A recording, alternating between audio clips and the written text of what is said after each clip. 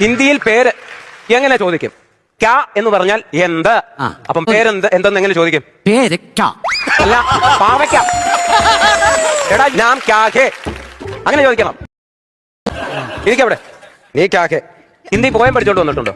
പോയോ? ആ പാസ്. ഇത് ഞാൻ നിന്റെ പേര് കേസ് കൊടുക്കും.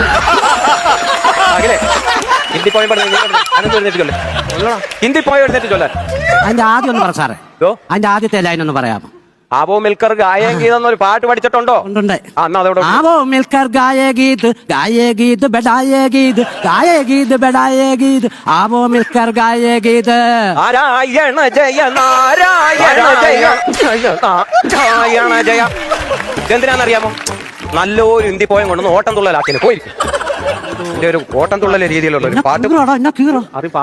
മിണ്ടരുത് ഇവിടെ. കണ്ടണോ? ആ ഹിന്ദി പുസ്തകം എടുത്ത് വെച്ചേ, കണക്കെടുക്കാം.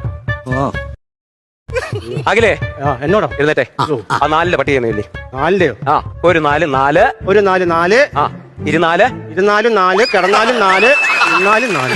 എടാ 24 8 8 പട്ടികൾ. 8ന്റെ ഒരെട്ട് ആ 16. ആരുടെ? എന്റെ.